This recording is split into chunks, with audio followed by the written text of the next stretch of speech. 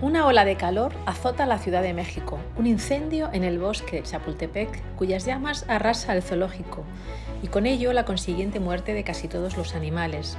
El Panteón Dolores, donde están enterrados los padres de Karina.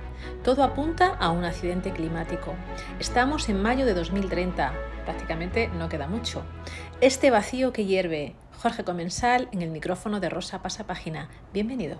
Muchas gracias, estoy muy contento de estar contigo, Rosa. Pues un placer leer este vacío que hierve, esta mezcla de ciencia ficción, de humanidad, de secretos, de muertes que no siempre se quedan bajo tierra. Y bueno, vamos a ir contando un poquito la historia. Primero me gustaría saber cómo se te ocurrió.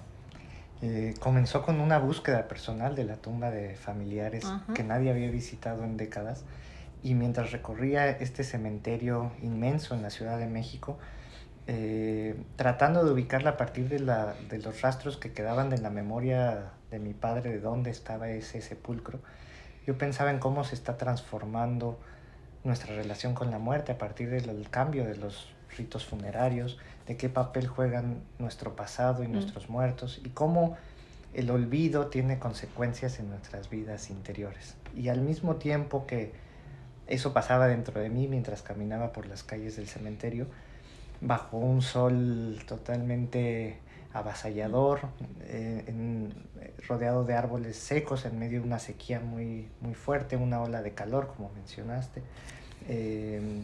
Veía la hojarasca, veía los arbustos secos, veía el pasto crecido y pensaba, a partir de todos los incendios que había por esa época en el país y en todo el mundo, que ese bosque de Chapultepec, un bosque urbano inmenso en la Ciudad de México, era un espacio idóneo para esa catástrofe cotidiana. Y entonces así fue como se cruzaron esa historia interior y exterior. Has dicho catástrofe cotidiana. Nos estamos aproximando al 2030, pero sobre todo nos estamos aproximando a un mundo desértico, a un mundo con cambios climáticos brutales. No sé si somos lo suficientemente conscientes. Hay una distopía, diría, entre esa política y ese ecologismo que no sé si solamente nos dura lo que dura una frase o realmente se quieren hacer cosas. Claro, no, definitivamente no hay un compromiso, hay una lógica de la autodestrucción en la forma en que estamos enfrentando el ecocidio, para hablar de algo todavía más complejo que lo que ahora llamamos cambio climático. Y yo no quería, mencionaste la palabra distopía, yo justo quería escribir antes de la distopía, antes de que hubiera un escenario de destrucción total. En la novela hay un mundo donde la vida cotidiana sigue, donde la ciudad funciona a pesar de todas las dificultades, de la carestía de agua, de la escasez de combustible y demás. Las pasiones, los amores, los rencores, todo eso sigue en marcha. Es un mundo herido, pero no muerto. No, por supuesto que no. Y quería explorar ese espacio, no explorar la fantasía desoladora del mundo que ya acabó y donde la civilización ya se terminó, sino donde nuestra civilización todavía existe y se enfrenta con los dilemas de siempre y los nuevos que nos trae ahora esta época. 15 de septiembre de 2030. Karina encuentra a su abuela en el suelo del apartamento en el que viven juntas, inconsciente, ebria. Es su abuela, pero tiene a esa vieja amiga, que es la bebida. Karina tiene 25 años y Rebeca acaba de cumplir los 90. Dices, una siente que su vida se tarda mucho en comenzar, la otra se desespera porque no llega la muerte. Sí, quería confrontar distintas formas de la soledad contemporánea a través de los personajes principales de la novela. Rebeca, la abuela, y Karina son dos de ellos. Desde la vejez y desde la juventud, forzada a convivir por sus circunstancias, por la desaparición temprana y misteriosa, como se puede ver en la novela de los padres de Karina. Ella ha crecido con su abuela, entonces con ella tiene una relación de gran afecto y gratitud, pero también la separa una enorme distancia, no solo por sus generaciones, sino también porque hay un secreto entre ellas que las aleja. Y entonces el alcoholismo de Rebeca también es una manifestación superficial de lo que está por dentro hirviendo, ¿no? De esos vacíos que hierven dentro de ambas.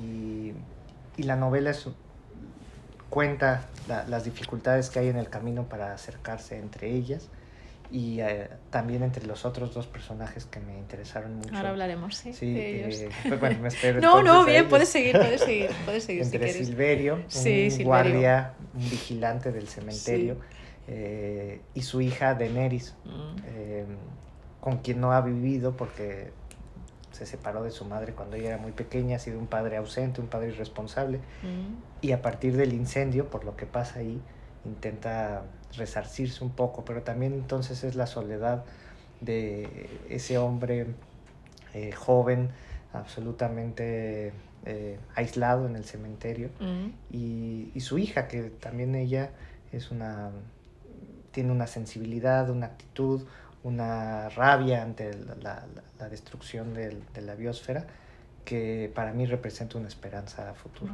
Cierto. Rebeca cuida de su nieta siendo muy pequeña. No solamente cuida de ella en cuanto a lazos afectivos, emocionales, sino que además no le importa hipotecar su vida, hipotecar sus bienes, para que ella estudie una carrera que en apariencia no tiene demasiado futuro. Esa deuda moral que contrae Karina con respecto a su abuela empieza a ahogarla. Y quizá en ese, que no vamos a contar evidentemente, sí, en ese misterio, en ese secreto, pueda tener una herramienta para salvar esa deuda. Claro. Pero también es una deuda que en buena medida es impagable debido a las circunstancias sociales, y eso es algo que yo también quería retratar y explorar. Están aisladas en un contexto mexicano donde no hay un estado de bienestar que permita ayudar a las personas a cuidar de los mayores. Ella no tiene hermanos, no tiene padres tampoco, su familia ya está totalmente desintegrada, tiene primos lejanos, tíos lejanos. Entonces ambas están solas una con otra. Y eso es una carga demasiado pesada para cualquiera.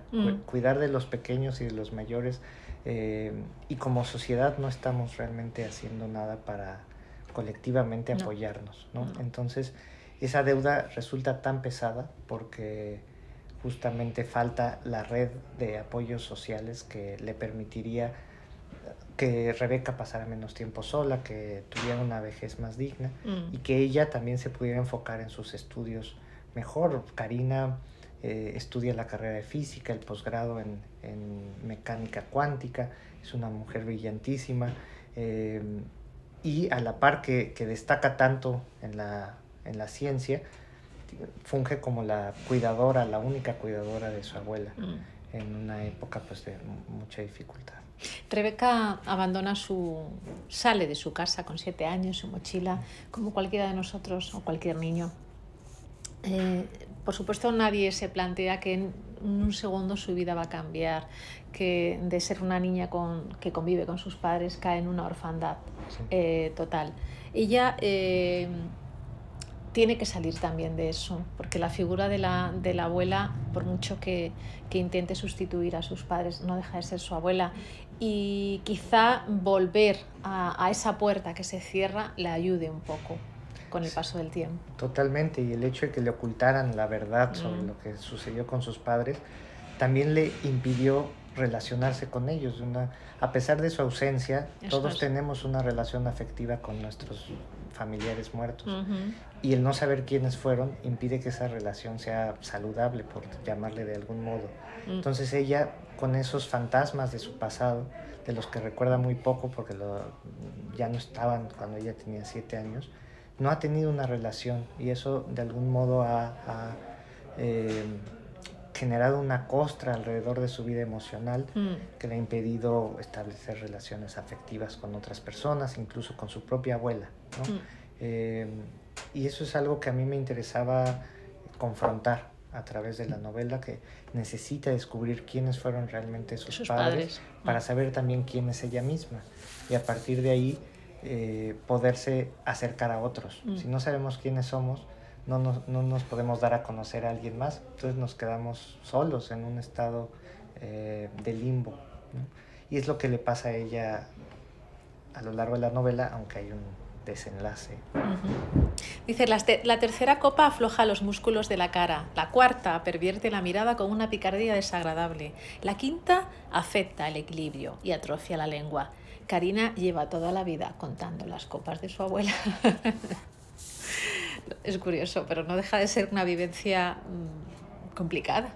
Sí, muchísimo. Muy complicada. Que genera muchos sentimientos encontrados, Sí. porque los que crecimos, y en este sentido yo lo vivo desde la experiencia personal con alcohólicos, padecemos mucho esa disonancia constante entre la persona sobria y ebria, entre las intenciones y los actos, las contradicciones, la pérdida de la identidad también que se desdibuja con la intoxicación. Y entonces genera una relación también de codependencia, donde el familiar se convierte de algún modo en el que permite, el que sostiene una adicción, porque en la medida en que luchas contra ella y proteges e intentas impedir, funcionas como el facilitador de eso, ¿no? Y esa contradicción también está en el centro de la vida de Carina. Y la revelación indiscreta del secreto por parte de su abuela permite que Carina cambie de lugar. Se da cuenta que puede ver a su abuela como alguien con más agencia, que de hecho lleva casi 20 años ocultándole algo muy importante. Y entonces eso permite un choque, que incluso hay momentos donde podría hablarse de un choque cruel entre personas que se quieren mucho, pero que permite resolver una tensión que estaba haciéndoles mucho daño a ambas. Silverio cree luces fluctuantes, pero en realidad es una pared de lumbre y humo. El incendio en ese panteón Dolores, en donde él, bueno, no podemos contar mucho, pero con 33 años tiene una vida bastante apasionante, diría yo. Sí, porque ese cementerio Panteón Civil de Dolores en la Ciudad de México es un microcosmos que refleja en buena medida la política y la vida y la sociedad y los contrastes y las desigualdades chocantes de México y de muchos otros países, donde se encuentra, por ejemplo, ese panteón honorífico para las personas ilustres del Estado mexicano, y también la fosa común para las personas que son inhumadas sin haber sido reconocidas. Y en medio de esos dos extremos, pues todas las realidades mexicanas, los ritos nuevos, las formas de la espiritualidad heterodoxa, ritos de brujería, también narcomenudeo, porque es un espacio donde el narcotráfico encuentra la soledad necesaria para llevar aquella a cabo economía clandestina. Sí. Y también resquicios de un México y de un mundo que ha desaparecido. Por ejemplo, la existencia de gremios que tenían sus propios lotes al interior del cementerio. Entonces, para mí, sociológicamente, me parece un espacio concreto para explorar un país imaginario. Ya lo creo. Cobijarse del frío bajo la estola sacerdotal que Silverio había encontrado en la basura. Ahí tenemos otro personaje, el Tepo. Sí, cuyo apodo, Tepo, viene del teporocho, una palabra que en México se usó mucho para hablar de los bebedores indigentes, con una etimología problemática de 3x8, que se compraba alcohol etílico y refresco y se podían mezclar. Un hombre que vive adentro del cementerio y que funge como una suerte de sacerdote de la desgracia, ¿no? La reencarnación, por ejemplo en Silverio, es una... iba a decir un episodio, es una creencia que él tiene muy arraigada, ¿no? Quizás si se reencarnara en otra vida, posiblemente haría otro tipo de cosas, ¿no? Y también un poco cómo lo reflejas a través de reencarnarse en un animal determinado. Sí, pues el cementerio claramente es el espacio de transición de este mundo con otros, y hablo en plural porque esos otros mundos también dependen de cada cultura, de cada idiosincrasia, y donde él, por ejemplo, imagina desde un limbo sobre el que no daré muchos detalles, imagina su propia reencarnación, experimenta la confrontación con fuerzas oscuras, destructivas. Entonces él, desde un espacio que resulta al principio tenebroso, se va descubriendo a sí mismo, una suerte de viaje por el inframundo, en el que al final la encarnación de sus miedos se da de manera muy concreta, vinculada de cierta forma con lo que pasó esa noche del incendio, y el regreso de su mascota, una perra Pancha que de algún modo vuelve del otro mundo para ayudarlo. Y en México, como en muchas otras culturas, se creía que era un perro el que acompañaba a las almas al inframundo, ¿no? Entonces esta perra Pancha regresa no para acompañarlo solamente al inframundo, sino también de regreso. Al menos 1 de cada 100 seres humanos carece por completo de empatía y no siente culpa al violar las reglas morales y las leyes. Se necesita una depravación muy precoz para que una jirafa le inspire asco a alguien. Si es un niño, es un síntoma muy malo, muy peligroso. Es una de las reflexiones que Karina hace cuando visita el zoológico reconstruido, remodelado años después de ese incendio del 2030. Y lo que ella hace al recorrer los distintos espacios del zoológico es reflejarse en las especies que va contemplando, y también atenta a lo que comentan y a cómo se comportan los demás seres humanos.